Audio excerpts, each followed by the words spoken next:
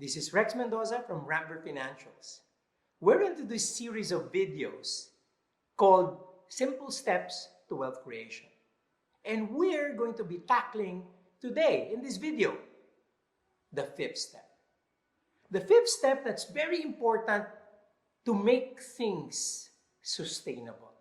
As the first four steps actually get you there, this fifth step ensures that you do it continuously.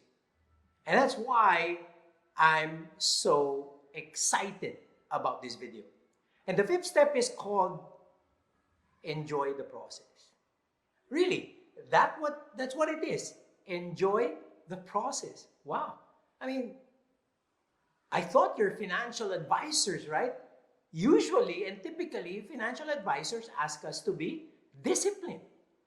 Almost always, it's so difficult to hear the word enjoy. Normally, the guys who use enjoy are the guys connected more to expenses. You're your couturier, like your interior decorator, like your shopping consultant. No. We at Rampver Financials believe that for you to make this whole process of wealth management and wealth accumulation and growth financially, you want to make that sustainable, you have to enjoy the process. It's just like, trying to become physically fit and healthy. You have to enjoy it.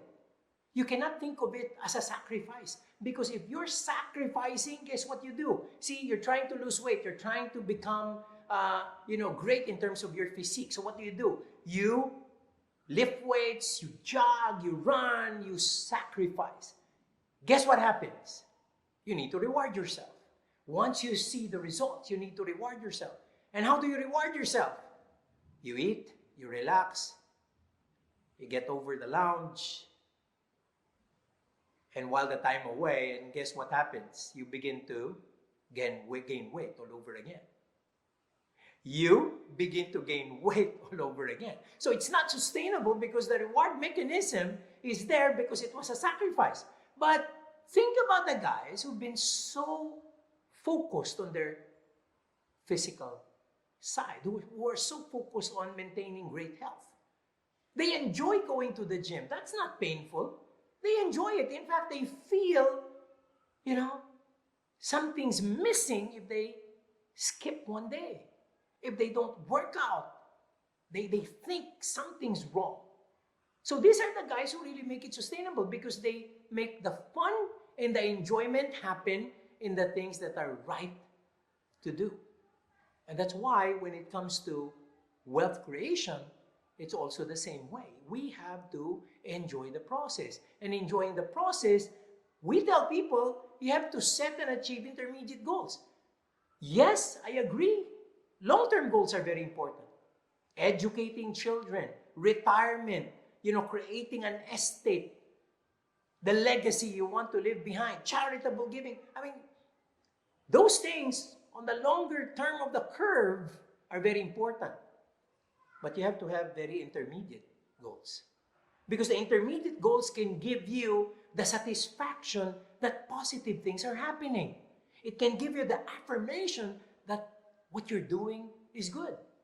So I don't mind when people buy certain things that they want to buy. Just don't overdo it. Okay? May rule tayo dyan. Itong rule dyan. Pagdating sa luxury, pagdating sa enjoyment, dapat kurot, wag dakot. Ha? Very important, ha? Kurot, wag dakot. Kasi pag dinakot mo, dala ang principal, paano palalaki yan? Di ba? Yan yung mga kagaya nung nag-iipon for a child's education. And yung anak naman, 14 years pa bago mag-aral, napalaki na yung ipon, anong nangyari? Bibili na natin ng TV muna yan. Tagal pa naman mag-aaral ni Junior eh. So ano nangyari? Yung pang long term, napunta sa enjoyment, mali yun. Dapat meron kayong pangkurot. May budget kayo para sa luxury. So if you have a budget for luxury and you feel good about it, you will sustain what you're doing. So ano nangyayari? Sa umpisa, yung kurot mo maliliit lang. It can be, dining out. It can be a nice dinner. It can be a good movie. Yun ang mga unang kurot eh. Tapos mamaya, pwede na, pag malaki-laki na yung kita mo, marami ka ng sources of income, mamaya malaki-laki na, medyo magandang bag. Mamaya, medyo magandang relo. But, am I asking you to do this to be able to show off? No, you're doing this for yourself. These are the rewards and the fruits of your labor. If you don't feel good about what you do, you will not do it continuously. Hindi mo itutuloy yan dahil maganit eh. Pangit ang pakiramdam. Masyado mong ginigipit ang sarili mo. Di ba? Nakita nyo na yung tita nyo, yung tita nyo nagpapayaman, yung parang ganun ang itsura, nakaganon. Di ba? Yan yung tipong pagkasama mong lumabas, pagbayaran na, dumating na yung check, nawawala, pumupunta sa banyo. Di ba? I don't want you to be cheap. You know, let us not be abundant on the cheap. You know, let us live great lives because once you're living a great life and you're enjoying what you do, then you do more of it. So, dadating ang panahon, ang kurot mo, medyo mas maganda-gandang vacation house, mas maganda-gandang mga kotse. You know, some of my friends always say that, di ba? Parang minsan sinisilip nila yung kotse ko, sinisilip nila yung mga relo ko. Akala ko ba, Rex, you're pushing discipline with your financial literacy program, you're pushing discipline on your pathway to financial discipline, all that stuff. But ganyan ka. Hindi nila nalalaman, syempre, yan nga yung kurot eh. Kurot na yan ngayon. Because these are the things I enjoy. And remember, this is not something that a person should do to show off. This is something that we do for ourselves. Kasi minsan, ang problema natin, we push our values on other people, which is actually wrong. Hindi ba? Kanya-kanyang goals tayo sa buhay, kanya-kanyang realization tayo. So, let us respect each and every person's enjoyment. Kung yan ang intermediate goal niya at natutupad niya yan para sa sarili niya, well and good. Then he should have other goals that would probably make the money, make the abundance worth it. Diba? So, kailangan ini-enjoy mo. Pero yung discipline nandun pa din eh. Diba? If you cannot control your money, making more won't help. If you cannot control your money, making more won't help. So, kailangan kinokontrol mo kung anong pang luxury, kung anong pang necessity, at kung ano dapat yung base na tuloy-tuloy for your own financial growth. Marami sa atin, malaking kita, hindi kontrolado ang pera. So, they get themselves into what they call, luxurious products, branded, ganyan. Pero ano nangyayari? Walang naitira. Walang naitabi. Diba? Uulitin ko po, ang luxury, part yan ng buhay. Luxury mo eh. My luxury can be different from yours. And I will have to accept that.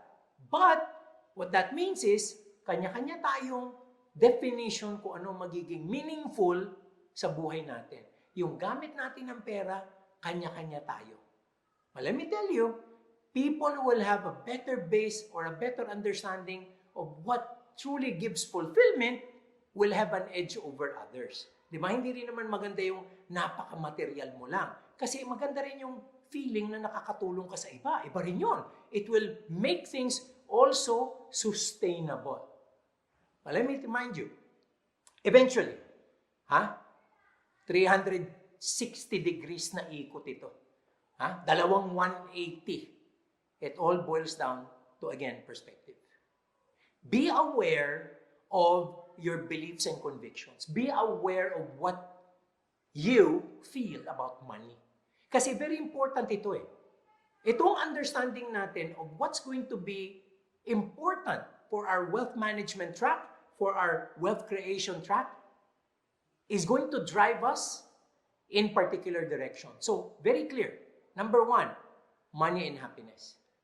May mga tao magsasabi, you know what, Rex, delikado yan money cannot make you happy. Talaga? Minsan alam niyo ang sagot ko doon? Immediate eh. Money cannot make you happy? Bakit?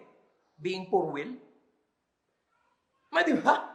If money cannot make me happy, sasaya ba ako pag humirap ako? Parang hindi matched, hindi ba? Kasi many of us still don't get it.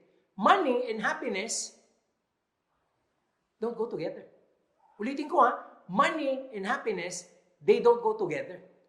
You can be moneyed and happy, moneyed and unhappy. You can be poor and happy, you can be poor and unhappy. Alam niyo mas relevant na tanong? Yan yung 4. Anong gusto mo? Anong gusto mo? Siyempre, karamihan ng tinatanong ko niyan, anong gusto mo? Siyempre, money then happy. Money then happy. O iba kasi parang, di ba, it's a cop-out eh. Parang, porque ayaw mo, porque hindi mo kaya, sasabihin mo, hindi, simpleng buhay na lang ang gusto ko. Mali yun eh. Drive your dreams. Drive yourself to achieve dreams. And don't settle. Because in the future, settling sets you off for a path of regret. So it's very important that you understand how money works for you. Sabi naman nila, ito pa yung isang initial concern din ng marami. Money and the person you will be. Wow!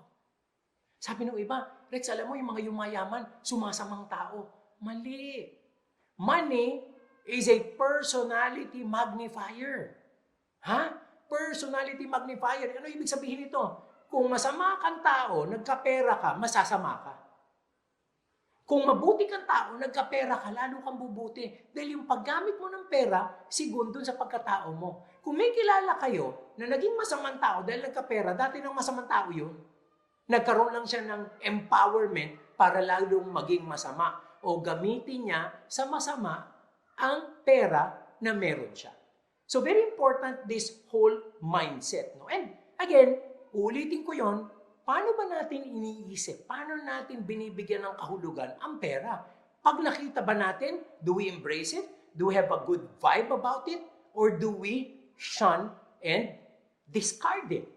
O ito, bibigyan ko ng example. O, dumaan, humaharurot, red Ferrari. Ang ganda.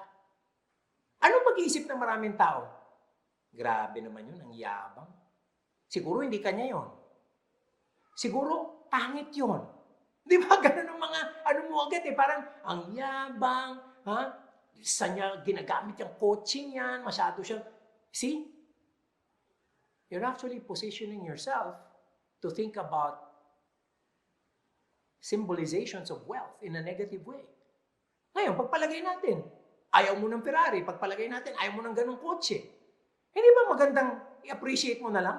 Dumaan, wow, ang gandang kotse nun, ha? Ang mahal nun. Ganong comment, walang negative, di ba? So the vibe is very different. Gets nyo? So the vibe is very different. Di ba? Because we all make prejudgments about wealth, eh.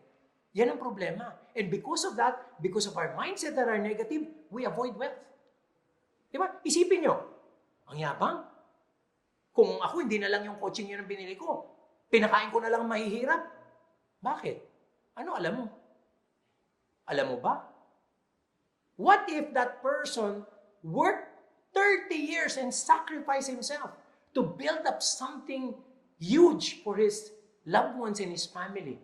And after building up this whole thing, he felt he has to reward himself with a little luxury. Di ba? Alam nyo ba? Kung ganun yun. Di ba? Siyempre, mag-iibang paningin nyo, hindi ba? Pangalawa, sabi mo, itutulong ko na lang sa ibang tao yun. What if, yung naitulong ng taong yan, mahigit sa 5 Ferrari na. Ang pinamigay niya sa mga kawang gawa, pinamigay niya sa mga nangangailangan, mahigit 5 Ferrari na. At ang naibigay niya, mahigit pa sa 10 times ng naibigay mo. Hindi mo lang alam. Pero nag-assume ka na. You know, when we see wealth in our midst, how do we react? What's the kind of vibe we have about it? Kasi pag tama ang huwisyo, pag tama ang pag-iisip natin about wealth, then we will have a better base of attracting it into our lives. We have a better way of making it penetrate further our lives and our future. But this is very important, ha? Tandaan nyo ito. We have to execute. Hindi pwedeng education lang, hindi pwedeng kaalaman lang. Kailangan may gawin tayo. Have a firm bias for action. This is very important. Okay, nakapag-video tayo. 5 steps, ganyan. O, alam nyo na. Tapos, fine, nice. So, wala tayong gagawin. I want you to really focus on this. I want you to act on it. What are we doing today to build up that base of abundance that we will have in the future? Ano na nagawa mo? Magkano na naitabi mo? How are you doing it every month? Ask yourself those very important questions. May ginagawa ka ba?